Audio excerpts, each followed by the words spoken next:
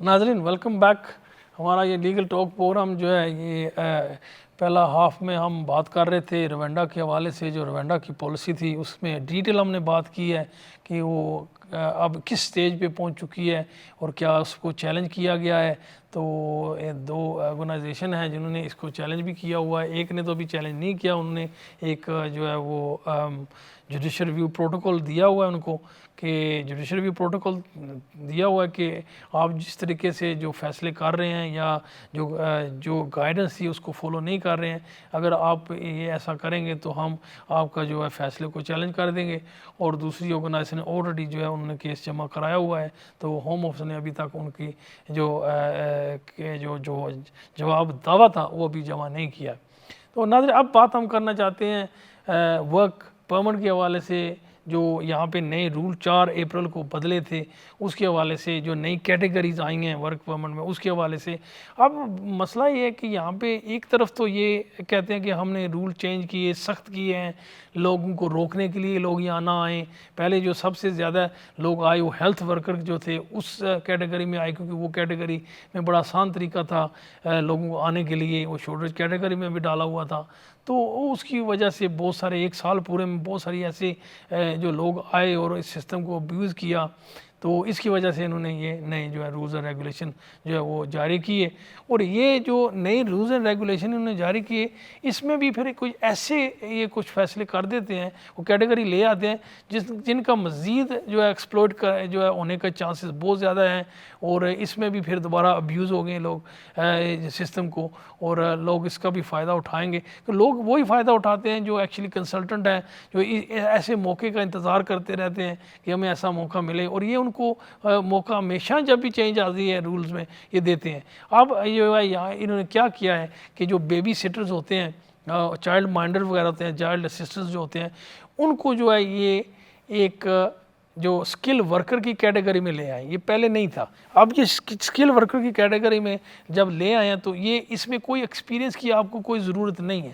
B1 آپ کو کرنا پڑے گا اور اس کے علاوہ اور کوئی ایکسپیرینس کی ضرورت نہیں ہے. سچ چند سوال آپ پوچھ سکتے ہیں ان سے کہ آپ کو اس ایریے میں کوئی کوالیفیکیشن ہے یا ایکسپیرینس ہے, یا جو لوگ ڈسیبل ہیں ان کو دیکھنے کے بعد دیکھ بھال کے لیے آپ نے کبھی کوئی ایکسپیرینس کیا ہوا ہے.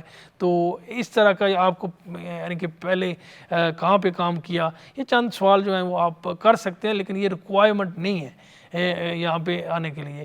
تو یہ اب کوئی بھی کمپنی جو ہے وہ اسپانسرشپ لائسنس لے گی اور پھر جو ہے وہ لوگوں کو اسپانسر یہ جو بیبی سٹنگ جو ہے یا بیبی چائلڈ مائنرز ہیں اس کے لیے جاب جو ہے یہ لوگوں کو جو ہے وہ دے سکتے. اس میں ایک بات اور بھی بڑی جو ہے نا آسان کر دیا انہوں نے, یہ ہے کہ جو ویسے تو ورک پرمٹ کا جو تھریش ہولڈ تھا انہوں نے 26,000 سے بڑھا کر 38,000 کر دیا, لیکن اس ایریے میں جو ہے وہ ٹل 26,200 ہی ہے.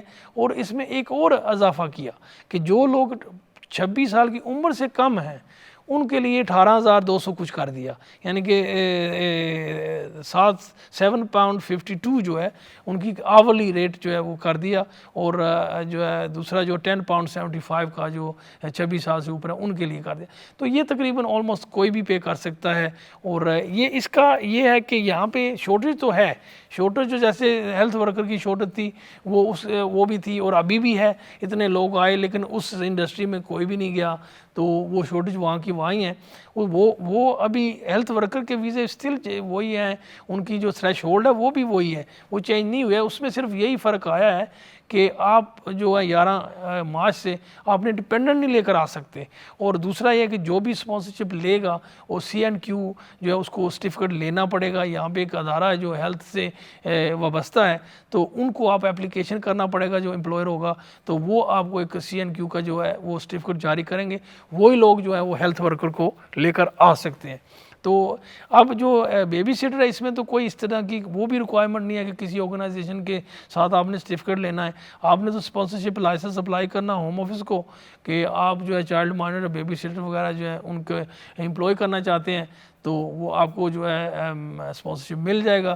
اور اس میں شارٹیج جیسے میں نے کہا کہ بہت زیادہ ہے. یہاں پہ ایک جو ماڈرن سوسائٹی ہماری ہے یا آج کل, اس میں یہ ہے کہ جو میاں بیوی دونوں کام کرنا چاہتے ہیں اور کام کر بھی رہے ہیں. جب دونوں کام کریں گے تو پھر جو بچے ان کے ہوں گے چھوٹے, ان کو کے لیے بیبی سیٹر یا چائلڈ مائنڈر کی بہت زیادہ ضرورت ہے. انفیکٹ آلموسٹ ہر دوسرے آدمی جو ہے گھر کے جو ہیں جو شادی کر رہے ہیں ان کو اس میں ضرورت ہے. تو اتنا زیادہ تو یہاں پہ جو ہے وہ لوگ نہیں ہیں جو بیبی سیٹنگ کا کام کر سکیں. تو اس کے لیے یہ ان کا آئیڈیا تو یہی ہے, اور ان افیکٹ ہے بھی اچھا آئیڈیا ہے کہ جو لوگ ایک ہیلتھی اکانومی کے لیے بہت ضروری ہے کہ ان کے جو مرد اور عورتیں دونوں کام کریں. تو اس لیے انہوں نے یہ سوچا کہ یہ جو بیبی سیٹرز ہیں اور چائلڈ مائنڈرز ہیں ان کو یہ لے کر آ جائیں.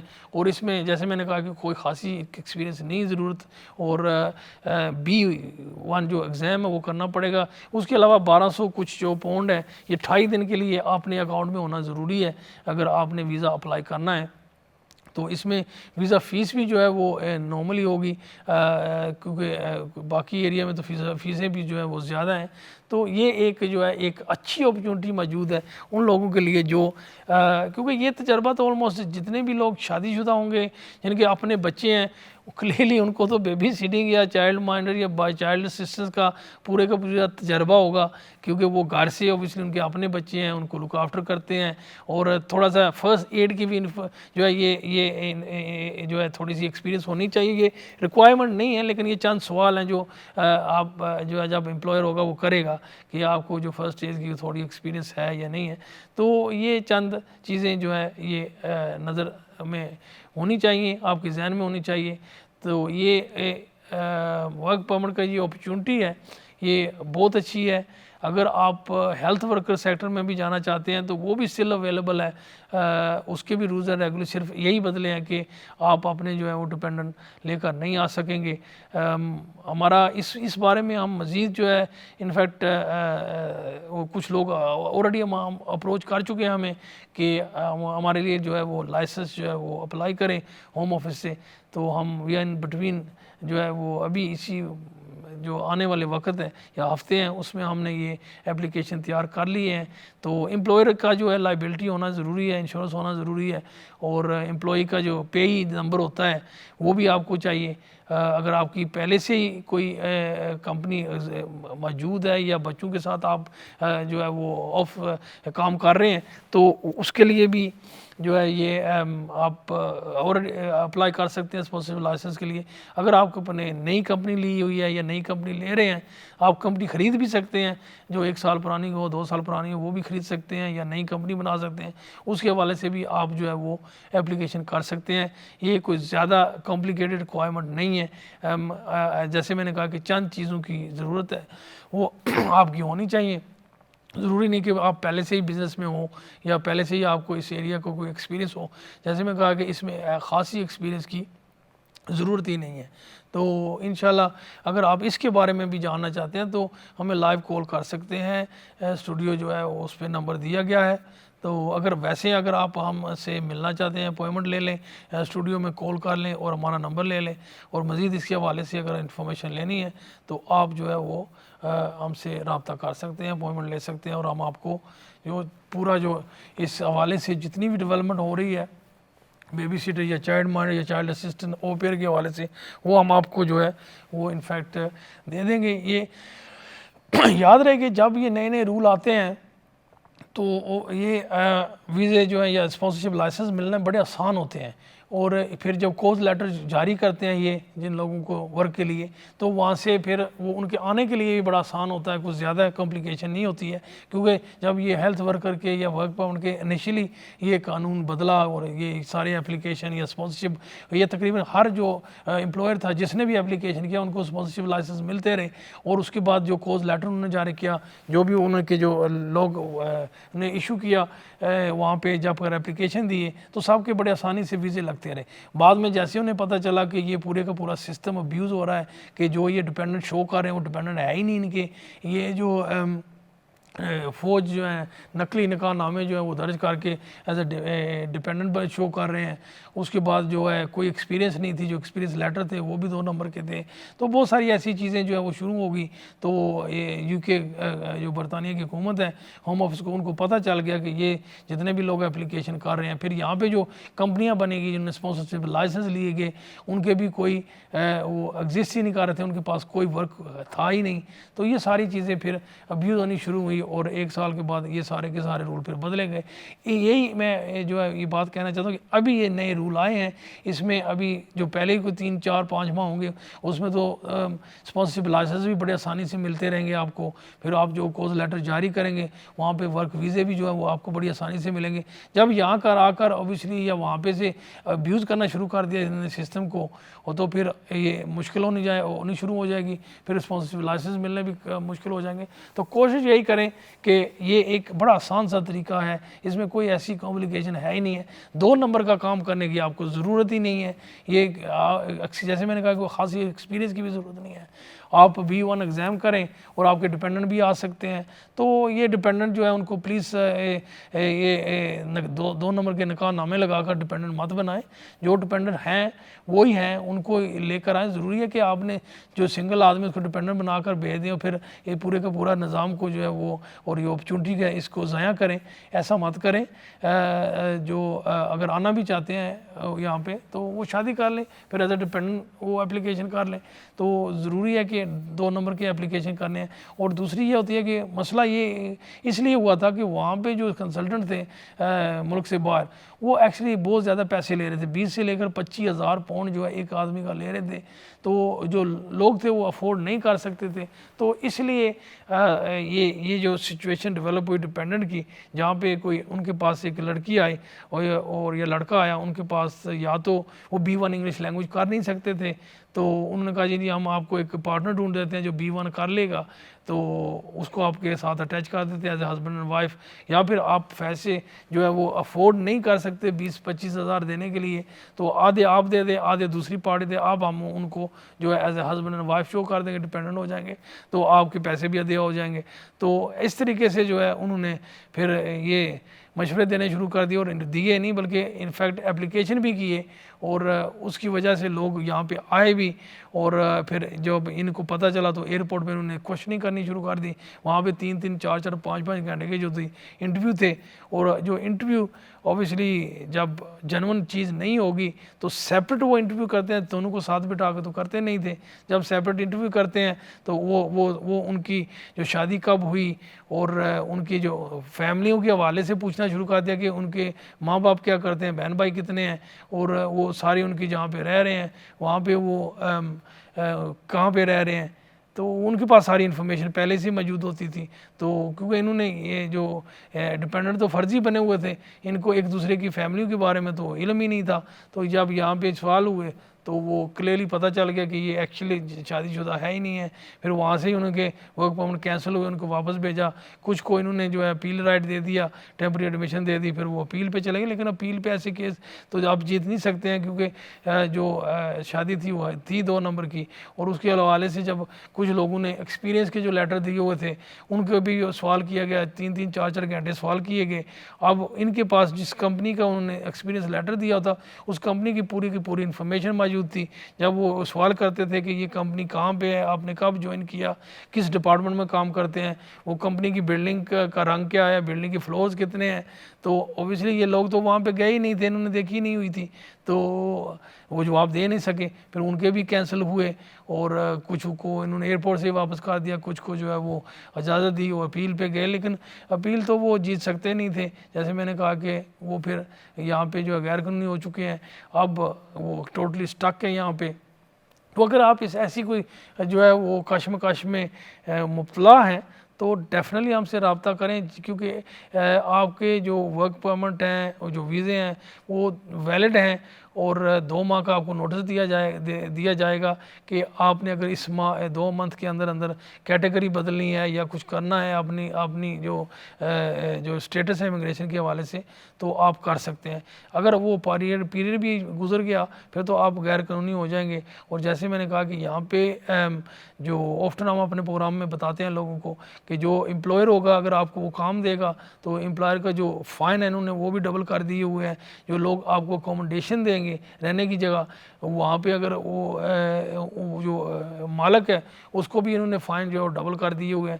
تو اگر اسپیشلی آپ فیملی کے ساتھ ہیں تو آپ کے لیے بہت بڑا مسئلہ بن سکے گا. تو ایک جو ہم لوگوں کو جو ہمارے پاس آ رہے ہیں جن کے ویلڈ ویزے, ہم ان کو یہی ایڈوائز کر رہے ہیں کہ بہتر آپ کے لیے یہی ہے کہ آپ یہاں سے کسی یورپین کنٹری جو ہے جیسے اسپین, اٹلی یا پرتگال ہے وہاں پہ چلے جائیں, کیونکہ آپ کے ویزے ویلڈ ہیں, وہاں چلے جائیں. وہاں جا کر آپ کی اپلیکیشن جمع ہو سکتے ہیں. ان کنٹریوں کے رولز یہ ہیں کہ اگر آپ غیر قانونی بھی چلے جائیں گے وہاں پہ تو وہ آپ کے اپلیکیشن جو ہے وہاں پہ جمع ہو جاتے ہیں, اور جو ہے 2 یا 3 سال کے بعد آپ کو وہاں پہ اسٹے بھی ہو جاتی ہے. تو اس موجودہ صورتحال کی جو ہے اس میں بہتر یہی ہے کہ آپ الٹرنیٹیو جو ہے کنٹری دیکھ لیں یورپ میں.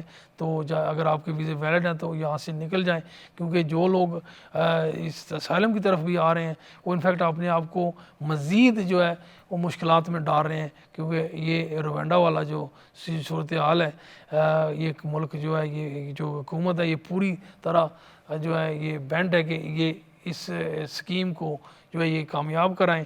اور اگر یہ کامیاب ہو جاتی ہے, اور جو فی الحال تو نظر آ رہا ہے کہ یہ ہو رہی ہے, پاسبل ہے کہ الیکشن کے بعد یہ صورتحال بدل جائے, لیکن نیکسٹ 6 منتھ میں ان کی پوری کوشش ہے کہ جتنے لوگ یہ پکڑ سکیں اور ان کو روانڈا بھیج دیں.